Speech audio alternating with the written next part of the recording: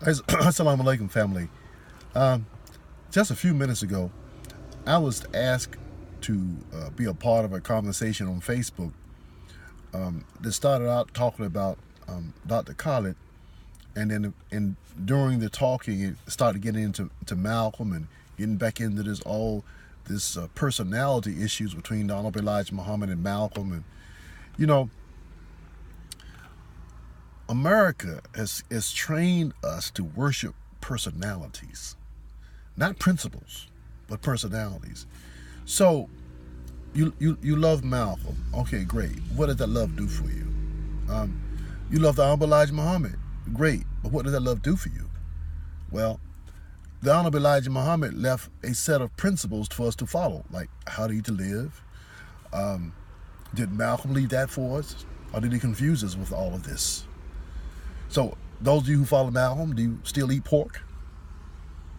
You can't do that following Elijah Muhammad and Mirza Farrakhan. You can't eat pork. Well, what's wrong with pork? Well, it kills you and makes you ugly as hell. That's what's wrong with pork. And the other things that the Honorable Elijah Muhammad has taught us is that, the white man is the devil. We need to get away. He's using us. He's abusing us. He's never going to change. So Malcolm confused people in thinking that somehow white folks can be taught to love us. They can't. And we're going to talk about that here in a few minutes because I want to read something to you.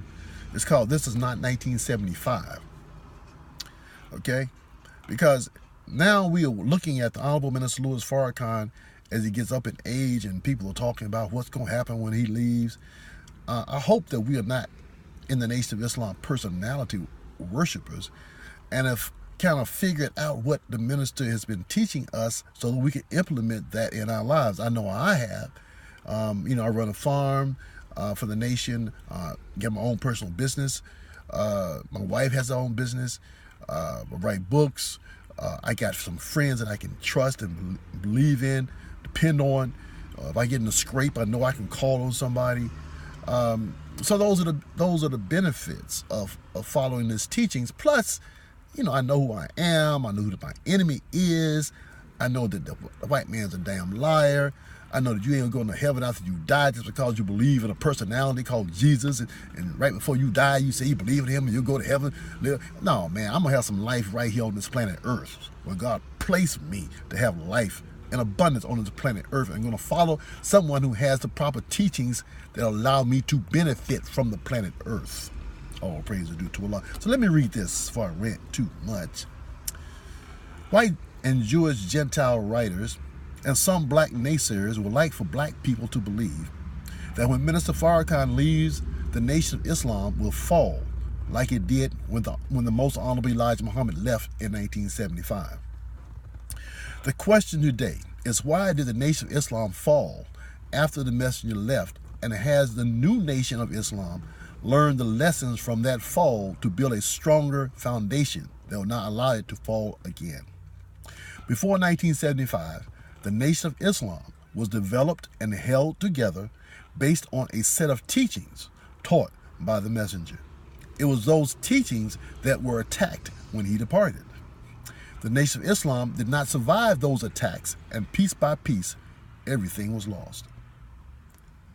The Honorable Minister Louis Farrakhan rebuilt the work of the messenger by using those same very controversial teachings, which we can categorize as: 1, white people were made to be an enemy to black people. 2, black people should separate from white people. 3, a great mother plane has been made to destroy God's enemies. 4, the Messiah and Mahdi came in the person of Master Farad Muhammad.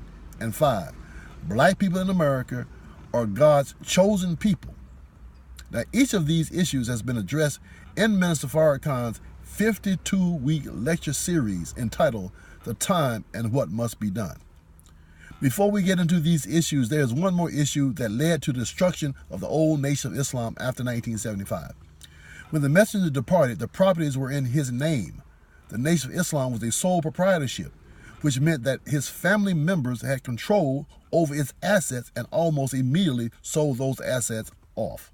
However, the properties of the new Nation of Islam is owned by a corporation, which has a board whose members can be replaced when necessary. Therefore, the legal life of the Nation of Islam will not be affected by the death or loss of any member, including Mr. Farrakhan, the national representative. Now to the teachings. Point 1. A major aspect of the teachings was that white people were genetically grafted from black people starting 6,600 years ago, which the minister covers in part 29 of The Time and What Must Be Done. In 1975, there was little outside scientific research to verify this teaching. However, Minister Farrakhan has pointed out that white genetic scientists at the University of Chicago in 2006 verified that white people were made from a genetic mutation beginning exactly 6,600 years ago. And you can go to the Final Call newspaper on the archives and read the article, National Geographic Proves Teachings on Mr. Yaqub, along with many more. Point 2. The messenger taught black people to separate from white America and build an independent economic and moral existence. After the departure of the messenger, members of the Nation of Islam took a more integrationist approach, and by renaming themselves the American Muslim Mission, moved towards being accepted as Muslims underneath the American government. However, starting in 1979, Mr. Farrakhan began to reestablish a new Nation of Islam which sought to separate from whites and establish an independent nation on land owned by black people. See part 49 of The Time and What Must Be Done. For a while, black people seemed to be gaining economically from integration. However, Mr. Farrakhan pointed out in part 23 of The Time, since the economic fall of America in 2008, black people are in an economic free fall, dropping from being 1/9 as wealth as whites in 1990 to 1/20 in 2013. The idea of Muslims being accepted into the American society as friends was completely destroyed by the false flag operation called 911. Since those planes were flown into the World Trade Center towers and the Pentagon, supposedly by 19 Arab terrorists, all Muslims are held in suspicion. Therefore, it does not matter which community of Muslims that you are a part of, we are treated alike. We now know that 911 was a hoax perpetrated by Israeli agents with the help of the U.S. government insiders, which has inadvertently forced all Muslims to stand together for mutual benefit and protection. For more information on 911, please visit us at thefinalcall.com. Part 3. The Most Honorable Elijah Muhammad taught his followers that we did not have to carry weapons because our God had a man-made wheel, a half-mile by a half-mile, that could destroy America in 12 hours if she attacked the Nation of Islam. Since 1975, millions of people in America and all over the world have seen these flying wheels, saucers they call them, which America claims to be unidentified flying objects, UFOs. Mr. Farrakhan has challenged the American government to release her above top secret files on these UFOs.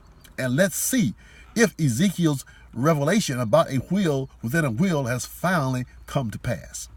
In the meantime, be sure to look at Minister Farrakhan's explanation of these phenomena in parts 51 through 55 of the series The Time and What Must Be Done. Point number 4. Point 12 of What the Muslims Believe reads, quote, we believe that Allah, God, appeared in the person of Master W. Farad Muhammad, July 1930, the long-awaited Messiah of the Christians and the Mahdi of the Muslims. We believe further and lastly that Allah is God, and besides him there is no God, and he will bring about a universal government of peace, wherein we all can live in peace together. Mr. Farrakhan made clear the relationship between God and man in part 54, where he used both the Bible and Holy Quran to prove that God has always manifested himself in and through a man when it was time for him to make a monumental change on the earth. He pointed out that both Muslims and Christians are waiting on a man and not a spook to bring the kingdom of God, which according to Jesus is hidden within man himself. From the Holy Quran, he quotes Surah 6, verse 9, quote, and if we had made him an angel, we would certainly made him a man. and thus made confused to them what they confuse, unquote. Part 54 will remove the confusion surrounding the Son of Man. Point 5. The Most Honorable Elijah Muhammad taught us that the so-called Jews are not God's chosen people and have not received the promise given by God to Abraham in Genesis 15, 13, and 14, namely, "And he said unto Abram, Know of a surety that thy seed shall be a stranger in a land that is not theirs, and shall serve them, and they shall afflict them for 400 years. And also that nation whom they shall serve will I judge, and afterward shall they come out with great substance." In fact, the Honorable Elijah Muhammad in his monumental book, Message to the Black Man, taught that, quote, "America has fulfilled this to the very letter and spirit with her slaves, the so-called Negroes, under the type of Israel. The Egyptians did nothing of the kind to Israel when they were in bondage to them. In fact, and as God taught me, the Bible is not referring to those people as his people. It is referring to the so-called Negro and his enemy, the white race. Since 1975, the results of archaeological findings in Palestine have proven that the Exodus, as described in the Bible, never happened. The so-called children of Israel were never settled by God in the quote-unquote promised land. And therefore, God's promise to Abraham was not fulfilled 3,500 years ago and must be fulfilled now, according to Minister Farrakhan in part 23 of The Time and What Must Be Done. Discussions of these archaeological findings have been found in books published by Israeli scholars, Israeli, that's mean Jews, such as Shlomo Sand in The Invention of the Jewish People. You hear that? The Invention of the Jewish People. And in articles published in the Falakal newspaper, including Did the Exodus Ever Happen?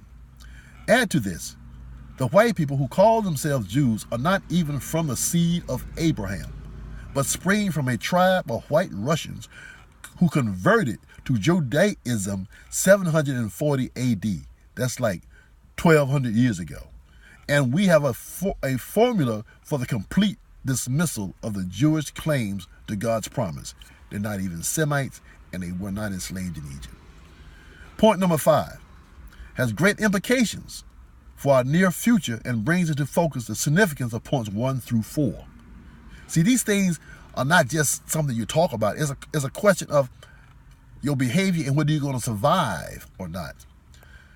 The black man and woman have been enslaved, I think you would agree, and afflicted in a strange land, America, for over 400 years. That's point number 5. For God to fulfill his promise, he must come in person, which is point 4, to judge America with his destructive power. He must. And point 3, he must separate his people from the made enemy of the black man. This is not 1975, and the Nation of Islam has learned its lessons and will defend our teachings against anybody, and will practice how to eat to live. We will practice our Muhammad's economic blueprint. We will practice loving our brother and sister. We will practice taking care of our wives. We will practice not hitting our wives for no reason. We don't hit our women, our wives. We're going to practice loving our brother. We're going to practice not carrying guns. And we're going to practice not being arrogant as hell against one another. And all those who think they know something about ancient Egypt, you're acting like a bunch of arrogant idiots, man. Stop beating up on each other. That life and light knowledge should give you life and light and love for your brother and sister, not arrogant hate.